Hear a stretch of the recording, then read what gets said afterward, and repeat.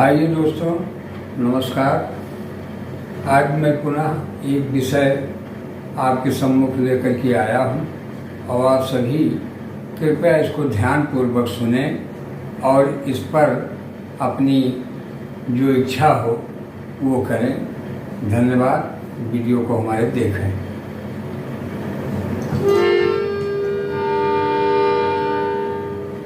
ये बात उस समय की है जब भगवान श्री राम रावण को मार करके तथा संसार के समूल राक्षसों का विनाश करके जितने भी जहां न्यायी और अधर्मी रहे हैं उन सभी का समन करने के बाद प्रभु श्री राम वन से लौट रहे हैं और लौटने के बाद वो विमान कहाँ पे उतारते हैं उसके बारे में हम आपको थोड़ा सा कथा सुना रहे हैं।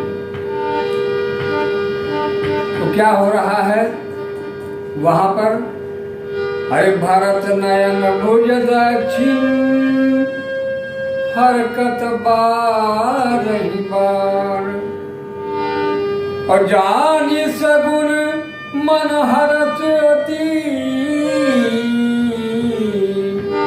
और लागे करन विचार। वहां पर भरत जी विचार कर रहे हैं, क्या कर रहे हैं, और उनकी दाहिनी भुजा फड़क भी रही है, क्योंकि दाहिना अंग फड़कना शुभ माना जाता है। तो भरत जी के दाहिने अंग में फड़कना प्रारंभ हो चुका है और उनको लग रहा है कुछ अच्छा सगुन होने वाला है। क्या सोचते हैं अपने मन में, विचार क्या कर रहे हैं? अरे रहा एक दिन अवधि आधारा, केवल एक दिन का दिन 14 वर्ष वनवास होने में शेष बचा हुआ है। अरे रहे एक दिन अवध आधारा और समझत मन दुख भयउ अपारा। भरत जी को समझ में जब आया कि एक ही दिन बचा हुआ है और अभी तक प्रभु नहीं आए, फिर दुखी हो जाते हैं। तो सोचते हैं अरे कारण कवन नाथ नहीं आए, अरे जानी कुटिल की दो मोहि बिसराए, जानी कुटिल की दो मोहि बिसराए। भरत जी अपने मन में विरह में सोच रहे हैं कि प्रभु हमको कुटिल जान करके ही वन में अपने साथ नहीं ले गए। अरे आई धन्य लक्ष्मण बड़ भागी, आई धन्य लक्ष्मण बड़ भागी कि राम पधार बिंद अनुरागी, राम पधार बिंद अनुरागी। भरत जी सोच रहे हैं कि भरत क्या हम हैं, लक्ष्मण बड़ा भागी है, बहुत ही भाग्यशाली कि वो भगवान के श्री चरणों में सेवा के लिए लगा रहता है। अरे कपटी कुटिल मोहि प्रभु चीन्हा, कपटी कुटिल मोहि प्रभु चीन्हा और चाहते नाथ संग नहीं लीन्हा, ताते हो नाथ संग नहीं लीना। कह रहे हैं हमको बहुत कपटी और कुटिल समझ करके भगवान ने हमें अपने साथ वन में नहीं लिया। इतना दुख है भरत जी को। भरत का चरित्र और भरत जी की बात कहना बहुत ही कठिन है। रामचरितमानस में अगर देखा जाए तो शायद भरत चरित्र जैसा किसी का और कहीं कथानक है ही नहीं। बोलिए श्री भरत जी महाराज की जय, बोलिए पवन सुत हनुमान की जय, बोलिए श्री राजा रामचंद्र की जय। जो करनी समझे प्रभु मोरी, और नहीं निस्तार कल्प सत कोरी। अरे असयव गुण प्रभु मान न काऊ, और दीन बंधु अति अरे मृदुल स्वभाव। वो भगवान इतने कोमल हैं कि वो भक्त के कपट और कुटिल को नहीं देखते।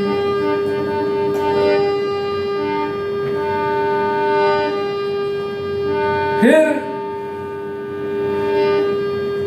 क्या कर रहे हैं भरत जी? सोचते हैं क्या आगे क्या आ रहा है? मिली मोरे है जिया भरोसा दृढ़ सोई, अरे मिली है राम सगुन शुभ होई।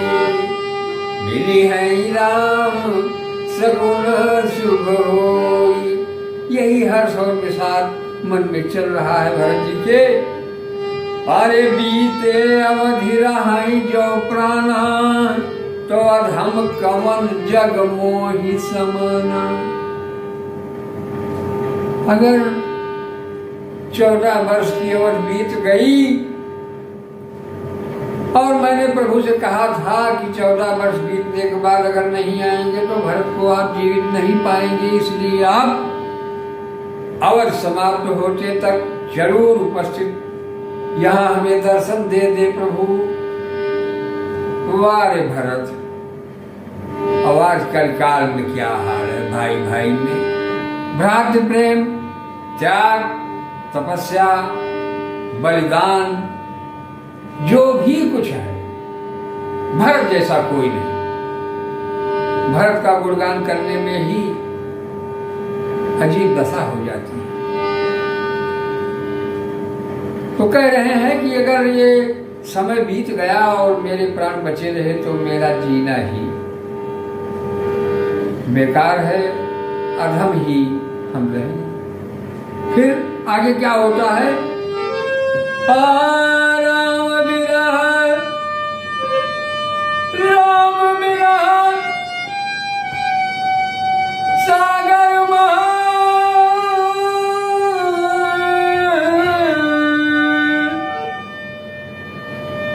राम विरह सागर महा। अरे भरत मगन मन होत। राम के विरह सागर में भरत का मन मगन हो रहा है। उतने में क्या होता है? भरत विरह सागर महा, भरत मगन मन होत। अरे विप्र रूप धरी पवन सुत आई गयो जनपोत, आई गयो जनपोत। बोलिए बजरंगबली महाराज की जय। इतने में भरत जी वहां बैठे हैं, राम के विरह रूपी सागर में मगन हो रहे। तैसे ही सामने हनुमान जी उसी समय ठीक पहुंचते हैं। और कैसे पहुंचते हैं? ब्राह्मण का भेष बनाकर। अब ये सब राज की बातें हैं। क्योंकि कथानक चलता है तो कहीं कहीं अगर भटक गए तो वहां पे पहुंचना पड़ेगा, फिर दूसरी तरफ हो जाएगी शाखा, शाखा से शाखा पर जाई। इसलिए फिर अब हनुमान जी भरत जी को कैसे देखते हैं जरा इस पर देखा जाए। अरे बैठे देखी कुशासन, बैठे देखी कुशासन, और जटा मुकुट किस गात, और राम राम रघुपति जपत, आय राम राम रघुपति जपत, अय स्रवत नयन जल जाऊं। देख रहे हैं कि श्री भरत जी, हनुमान जी देख रहे हैं श्री भरत जी राम राम जप कर रहे हैं और उनकी आंखों से अश्रुओं की धारा बह रही है। बोले भरत जी महाराज की। फिर अरे देखा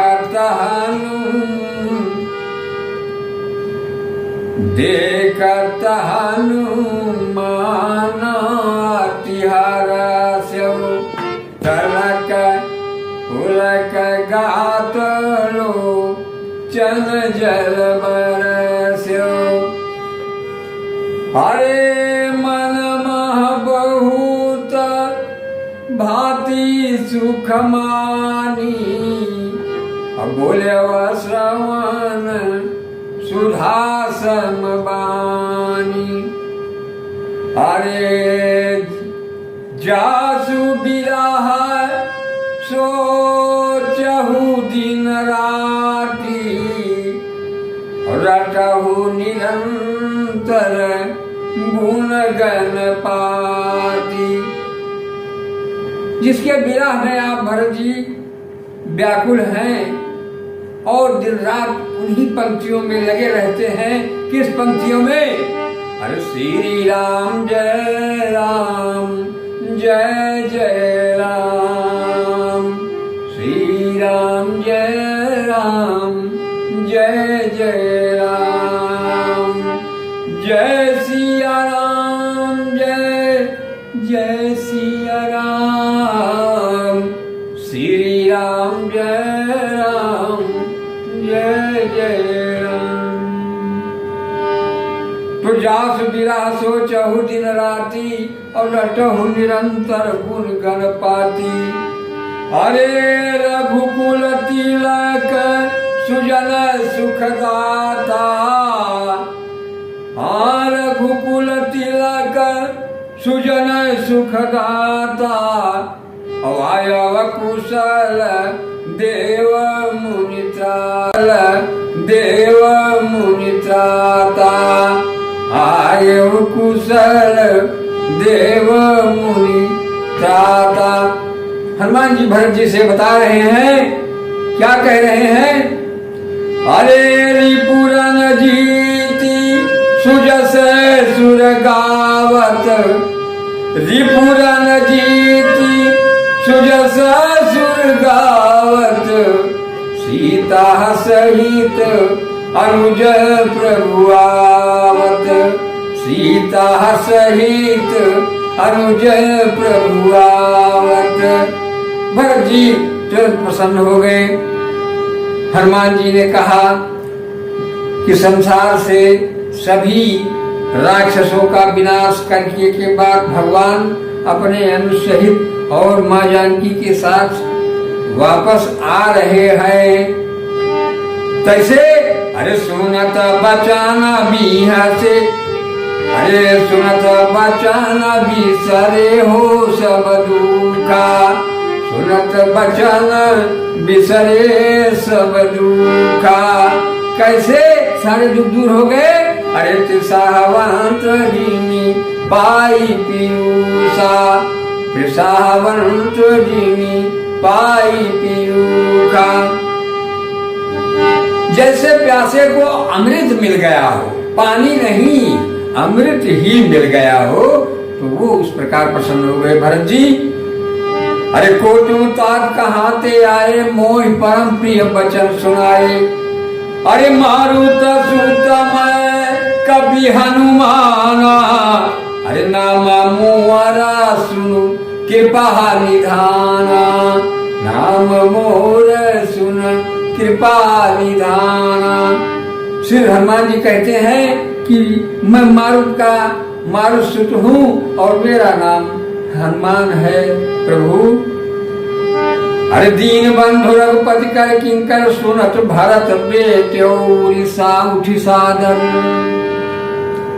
तो दीन बंधु रघुपति कर किंकर और सुनत भरत भेट्यो सादर। फिर अरे मिलत प्रेम नहीं हृदय समाता, अरे नयन स्रवत जल पुलकित गाता, नयन स्रवत जल पुलकित गाता। अब दोनों हनुमान जी और श्री भरत जी दोनों का मिलन हो रहा है। फिर भरत जी कहते हैं अरे कपिता बदारा सा काला दुख बीते, मिले है आज मोहि राम पीते। कहते हैं हनुमान जी मेरे सारे दुख दर्द दूर हो गए। कैसे? अरे हनुमान जी से मिलने से ही सारे दुख दर्द दूर हो जाते हैं सभी के। बोलिए श्री पवन सुत हनुमान की जय। क्योंकि बजरंगबली के आने के बाद फिर दुख रहे वहां। फिर अरे बार बार पूछी कुशला, बार बार बूझी कुशलाता, और तो कहूं दियों का सुन भ्राता। अरे यही संदेश सरिस जग माही, अरे करी विचार देखो हो कछु नाही, करी विचार देखो हो कछु नाही। अरे नाही न तात पुरीन मैं तो ही, अब प्रभु चरित सुनाओ मोही। कह रहे हैं कि आपने ऐसा संदेश हमें सुना दिया, इस संदेश को सुनने के बाद हम आपसे उड़ीन नहीं हो सकते हनुमान जी। फिर कैसे? तो तब हनुमंत नाई परमाथा, कहे सकल रघुपति गुण गाथा। और फिर आगे अरे कहा कभी कबो कृपाल गोसाई, सुमिरै मोहि दास की नहीं। इस प्रकार से दोनों लोगों की वार्ता हुई और पुनः जो है इन समाचार को सुनते हैं। भरत जी कह रहे हैं कि हमारी भी कभी क्या भगवान सुध लेते हैं। तो इस सुध के बारे में ही हम एक वीडियो आपके सामने देना चाहेंगे, क्योंकि समय बहुत लंबा इसमें भी हो चुका है और होता ही जाएगा इस बात का। फिर अरे निज दास जो रघुवंश भूषण, कबहु मम सुमिरन करो, और सुनि भरत वचन विनीत यति, कवि पुलकित तन चरणनी परो। रघुवीर निज मुख जासु गुण गण, कहत यज्ञ जगन्नाथ को, और काहे न होई विनीत परम पुनीत सद्गुण सिंधु सो। राम प्राण प्रिय तू नाथ, तुम सत्य वचन मम तात, अपुनि पुनि मिलत भरत, सुनी हरस न हृदय समान। आए भरत चरण सिर नाई, भरत चरण सिर नाई, भरत चरण सिर नाई। अरे तुरंत गयो कपि राम पही, और कहीं कुशल सब जाई, हरस चढ़ो प्रभु जान चढ़ी। बोलिए सियावर रामचंद्र की। फिर भगवान वहां से विमान से चढ़ के आते हैं